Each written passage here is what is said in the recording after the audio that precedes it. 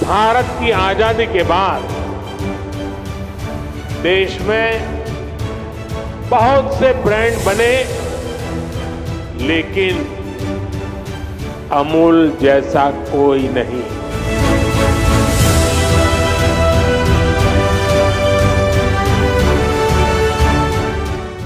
देश में पहली बार साल 1964 में मिल्कमैन कहे जाने वाले वर्गीस कुरियन ने श्वेत क्रांति की शुरुआत की थी और अब 60 सालों के बाद प्रधानमंत्री नरेंद्र मोदी की अगुवाई में इस श्वेत क्रांति के दूसरे संस्करण की शुरुआत होने जा रही है।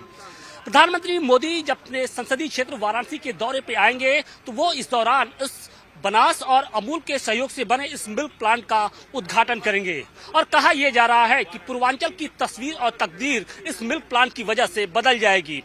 खासतौर से रोजगार के क्षेत्र में इस मिल्क प्लांट को गेम चेंजर बताया जा रहा है। कुल मिलाकर प्रधानमंत्री नरेंद्र मोदी ने एक झटके में ही उन विरोधियों की बोलती बंद कर दी जो लगातार रोजगार को लेकर सरकार पर निशाना साधते आए हैं।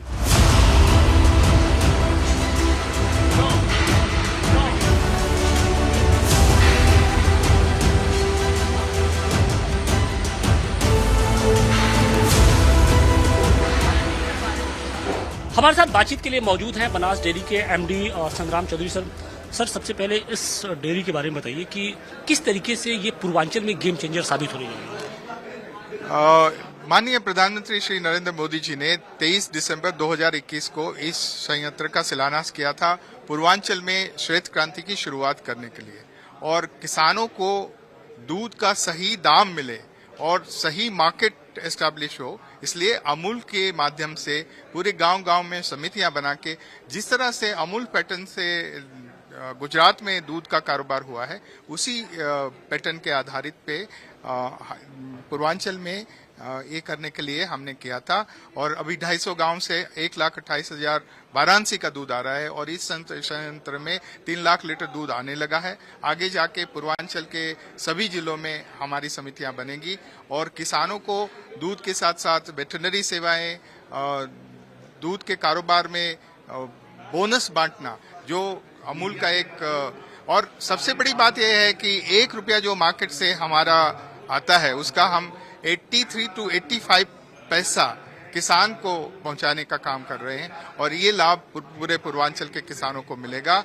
और यहाँ से जिस तरह से गुजरात में दूध से जीवन बदला, उस तरह से पूर्वांचल में भी दूध से जीवन बदलने का काम माननीय प्रधानमंत्री जी के आदेश के अनुसार और उनके सपनों के अनुसार हो रहा है। पूर्वांचल के कितने जिले इससे सीधे कनेक्टेड होंगे और प्रत्यक्ष अप्रत्यक्ष तौर पे कितने जो किसान हैं, पशुपालक हैं, उनको लाभ मिलने जा रहा है?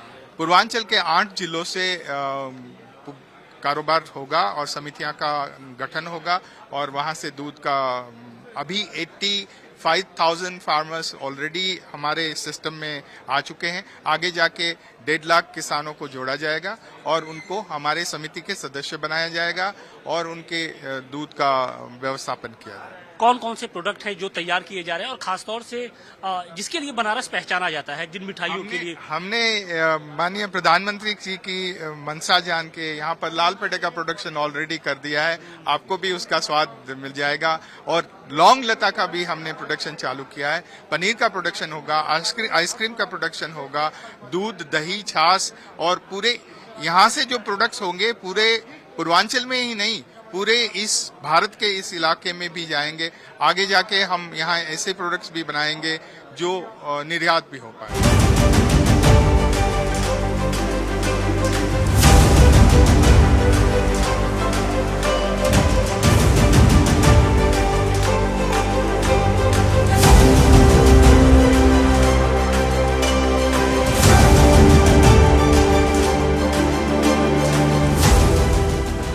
बड़ी उपलब्धि के तौर पे इसे देखते हैं और खासतौर से जब बेरोजगारी की समस्या चरम पर है। बेरोजगारी की समस्या चरम पर है नहीं, बेरोजगारी की समस्या चरम पर थी। जब से मोदी जी ने इस देश की बागडोर हाथ में ली है, उन्होंने हर हाथ को काम देने का काम किया है। काशी में अमूल डेयरी की स्थापना ये बहुत बड़ी उपलब्धि है हम काशी वासियों के लिए। हम सभी काशी वासियों की ओर से आदरणीय प्रधानमंत्री श्री नरेंद्र मोदी जी के प्रति आभार ज्ञापित करते हैं। उन्होंने काशी के हर युवा के लिए रोजगार की व्यवस्था की है। पहले काशी विश्वनाथ कॉरिडोर के हिसाब से, काशी वासियों की प्रति व्यक्ति आय बढ़ी, काशी वासियों के रोजगार के अवसरों में वृद्धि हुई। अब ये अमूल डेयरी ये युवाओं के साथ साथ दुग्ध उत्पादकों के लिए भी बहुत बड़े रोजगार की व्यवस्था करेगी। क्या इसे आप गेम चेंजर मानते हैं, खासतौर से पूर्वांचल में जो कि जिसकी गिनती देश के सबसे पिछड़े इलाकों में होती थी, वहाँ के लिए क्या ये गेम चेंजर साबित हो सकता है? देखिए, काशी विश्वनाथ कॉरिडोर और अयोध्या धाम में श्री राम मंदिर बनने के बाद पहले से ही गेम चेंज हो चुका है। ये उसमें और वृद्धि करेगा और बड़ी संख्या में रोजगार लोगों को मिलेगा। गेम तो ऑलरेडी चेंज हो चुका है।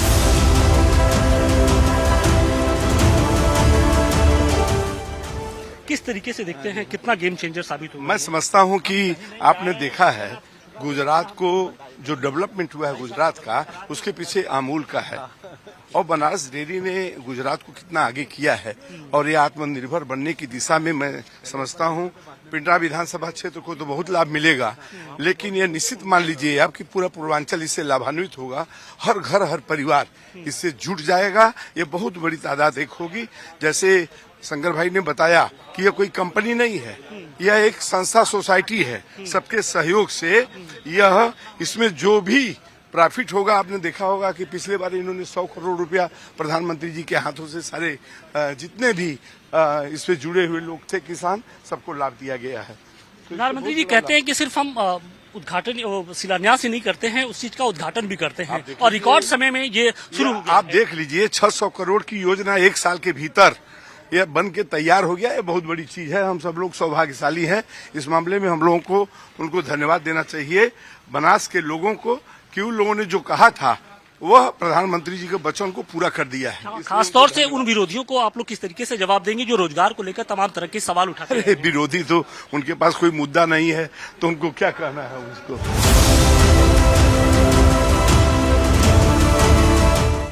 धर्मेंद्र जी, रोजगार के क्षेत्र में खासतौर से पूर्वांचल का जो इलाका जो पिछड़ा माना जाता है, वहाँ पर ये जो प्रोजेक्ट है वो किस तरीके से गेम चेंजर साबित होने जा रहा है? देखिए, बहुत बड़ी जो हमारे दुग्ध उत्पादक थे, जो पशु पालन में बहुत पारंपरिक तरीके से उससे जुड़े थे, एक अव्यवस्थित तरीके से चलता था। उनको अपने उत्पादन का सही मूल्य नहीं मिलता था, सही दिशा नहीं मिलती थी। आज ये जो बनास डेयरी है गुजरात की, सहकारिता क्षेत्र की एक बहुत समृद्ध संस्था रही है, तो इसने काशी में कदम रखा है। तो इसका लाभ ये मिला कि ये अमूल का जो प्लांट आज बहुत सारी चीजें दुग्ध और दुग्ध से जुड़ी हुई वो बना रहे हैं, उत्पादित कर रहे हैं, तो वो आज उनको एक रास्ता दिखाएंगे।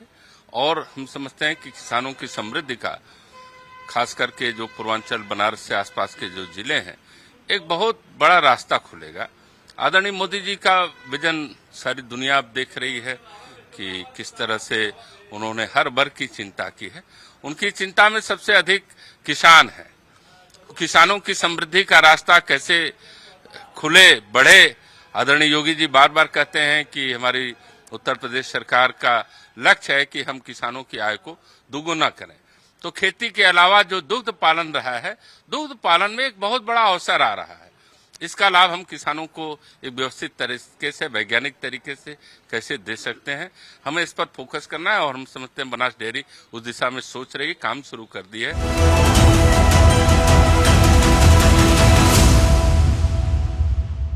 ये जो प्लांट बना है अमूल का, ये आप लोग जैसे जो युवा थे उनके लिए कितना बड़ा वरदान है, किस तरीके से आप लोग इसको देखते हैं? बहुत अच्छे तरह से देखते हैं सर जी। ये बहुत अच्छे कम प्लांट है। ये हम लोग के लिए, हम लोग किसान हैं, अपना काम रोजी करते हैं, इसी के लिए हम कंपनी के में आते हैं, धंधा काम करते हैं। कंपनी में नियुक्ति हो गई आपकी? जी सर। किस पद पे हुई है नियुक्ति? मीठा वाले में है। मीठा वाले में? मीठा बनाते हैं? क्या क्या बनाते हैं? लाल पेड़ा। लाल पेड़ा? अरे भाई, लाल पेड़ा तो बनारस की पहचान है। जी सर। तो आपके साथ और कितने जो आपके जो यहाँ साथी हैं वो कितने लोग हैं, उनकी संख्या? बहुत, कम से कम 40-50 लोग होंगे। अभी फिलहाल 40-50 लोग अभी से शुरू हो गए हैं? हाँ जी सर। तो मीठा आप लोग बनाते हैं। तो कभी सोचा था कि इस तरह का प्लांट बनारस में भी बनेगा, और बना तो कितना फायदा आप लोग को हो रहा है, रोजगार में कितना फायदा हो रहा है? बहुत अच्छा रोजगार है। किस तरीके से आपकी आमदनी बढ़ी है? पहले कितना कमाते थे और अब कितना इसमें पहले तो हम अपना खुद का बिजनेस चलाते थे, अब तो पहली बार इसमें आए हैं। पहली बार हम इस कंपनी में आए हैं, नहीं तो हम अपना खुद का बिजनेस कर रहे थे। हमारा प्लान अथवा फर्नीचर का दुकान था ना, वो उसमें काम कर रहे थे। अब इसमें आए हैं, हुआ 20 दिन धीरे धीरे मुझको आने। नौकरी लग गई है। हाँ 20 दिन। तो मोदी जी को क्या कहेंगे? बहुत अच्छे, हाँ? बहुत अच्छे हैं। काम उम करते हैं कि अच्छे ही हैं बस? काम हम तो बहुत अच्छा करते हैं, इतना बढ़िया प्लांट बना दिए हैं हम लोगों के लिए, तो ये सब अच्छी ना है।